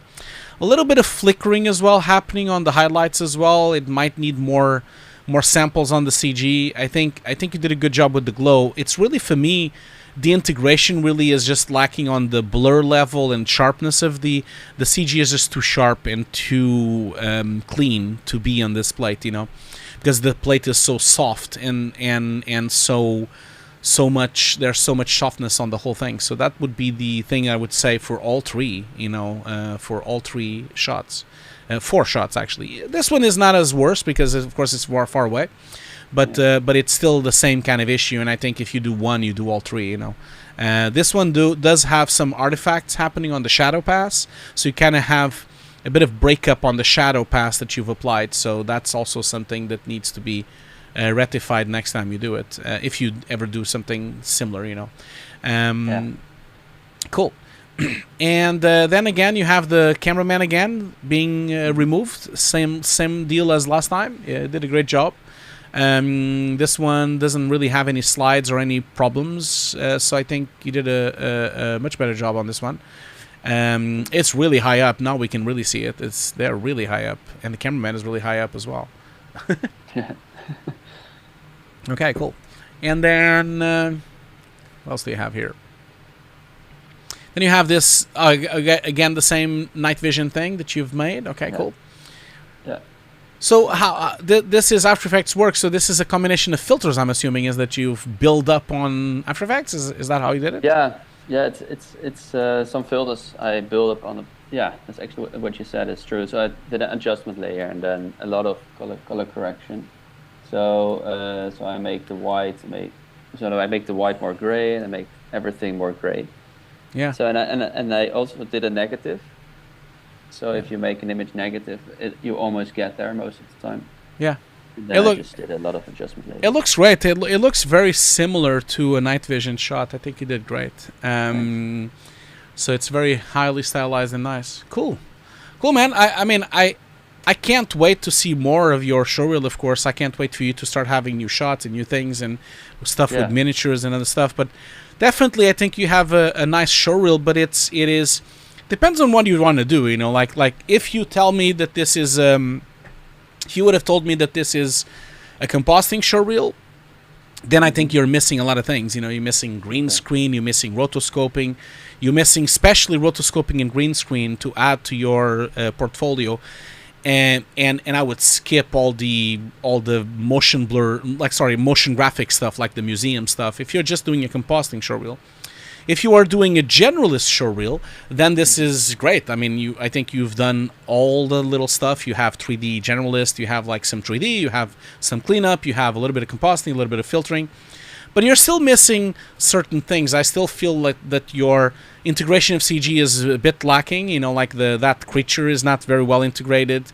I think the carnival row is great that you've started with that, of course, because it's a production shot, so that's good. And I think it's well done, the CG that was done in display here. But I think the night vision shot looks really good as well. But it's After Effects, so it's a bit tricky because most companies are not using After Effects in production. So it might be tricky for you to get hired as a compositor if you're just doing things in After Effects. So it might be worth you pursuing a a way where you could replicate this night vision shot in Nuke, you know, by using the similar nodes and trying to. That's how I started. You know, I used to be an After Effects artist before. That was how I started my career in 97, using After Effects 3.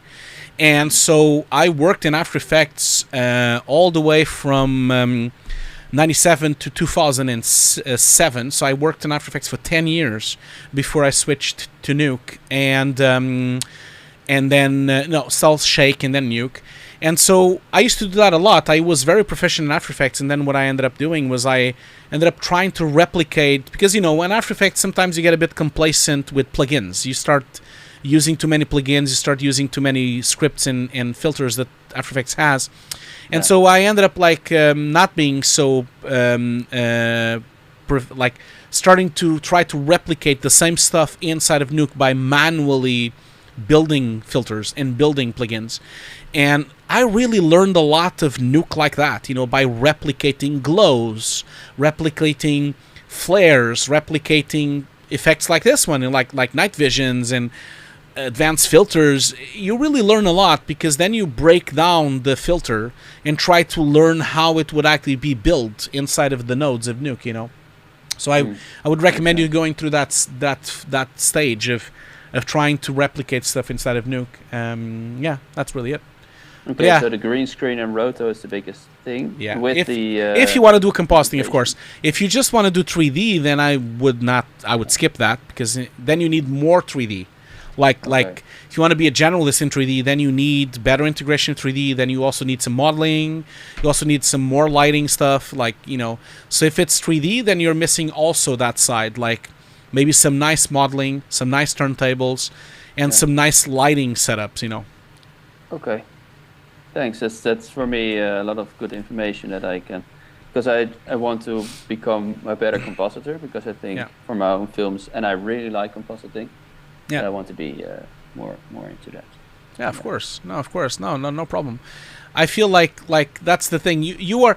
I kind of feel like the same. Like when I started my career, I had this issue as well in my showreel. I had a bit of everything, a little bit of motion graphics, a little bit of 3D, a little bit of compositing, and that was a problem. You know, it became a problem to get a job. And so I had to end up. I did that on my last stream. I showed my old showreels. And so if you want, you can go and check out the VOD. I'm showing my first ever showreel I did like 17 years ago. Nice. And I really talk about the fact that it was so chaotic. I had so much stuff on my showreel, so many different types of things, and only when I started owning in to certain projects and only having few shots on the showreel, depending on the position I was trying to apply, you know, so that if you're applying compositing, you only have compositing stuff. If you're applying to 3D, you only have 3D stuff. And so that you start building multiple showreels, depending on the job you're applying to, you know.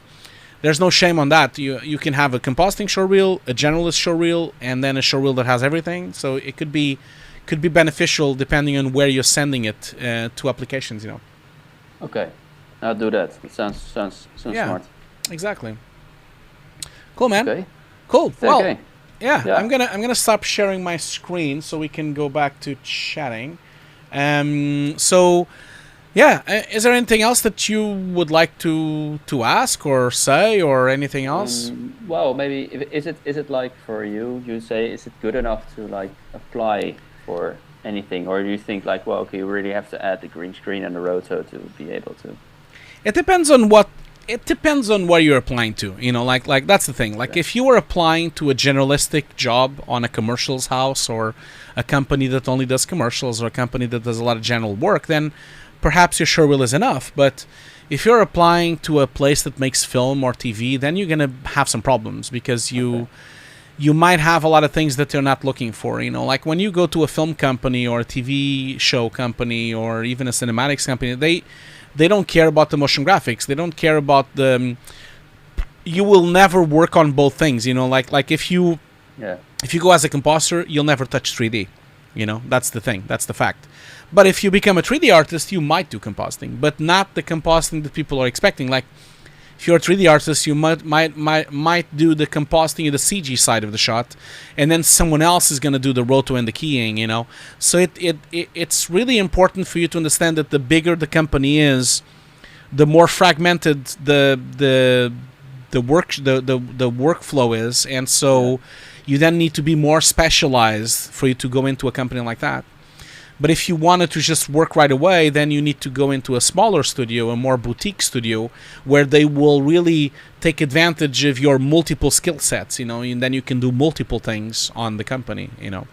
So yeah, so I would say that as an try to do that as an advice, you know. All right, sounds good. That was cool. My biggest question. Cool. Well, that's it, Justin. Yeah. I mean, I hope you have a great day, and thank you so much for joining, and thank you so much for taking the time to join the stream today. And as always, you can watch this later. I'm gonna put some chapters so you can go directly to your section, and it'll be available tomorrow online. And yeah, thank you so much, and have a great day, man. The same. And good luck with everything. Bye bye. Okay, see you. Bye. Bye. Okay, cool. That was great. Okay, cool, excellent. So yeah, and I guess we are gonna go into the final section of our stream. Again, apologies to our third artist that we were gonna. Apologies to Denard. I am so sorry that I can't do your stream. I'm not feeling that well. I'm having some tea, which is not very typical for me. I'm struggling a little bit with my throat, so I'm gonna rest a bit. We've been on for 2 hours anyway. But I'm gonna take a few questions while we do the last giveaway, which is for my course again. Goes without saying that we will be back in 2 weeks from now. As I mentioned, exactly 2 weeks from now will be the next stream with more showreel reviews. Exactly 2 weeks from now. If you are in Italy next week, don't forget to come and join me at the View conference, where I'm going to do an exclusive workshop with advanced CG. But yeah, and thank you so much to our to both Justin and to both Moises for joining the stream today. It was great, and thank you so much to BenQ as well for supporting the stream. So let's dive into the last giveaway, and then we are going to be over. So let's see here. I'm gonna draw the last winner and see what happens. While we're drawing this thing, last questions here. So Ito Laron VFX asks, Hugo, does your course have subtitles in Portuguese? I'm Brazilian and I would love to do it. Currently, the course does not have subtitles, no. But we do talk quite slowly, so you can probably catch up quite easily. I am planning to put subtitles, but not yet. And that's a big undertaking to do subtitles because you wouldn't. I need to do them correctly. So it's and of course, you can't really do automated subtitles because the technical languages of compositing are sometimes not well translated. So that would be the thing that I would say. Another question here I have is Sashin is asking, if we make showreel, do we need to add separate shots for roto, CG, comp, chroma, or can we add all content in one shot?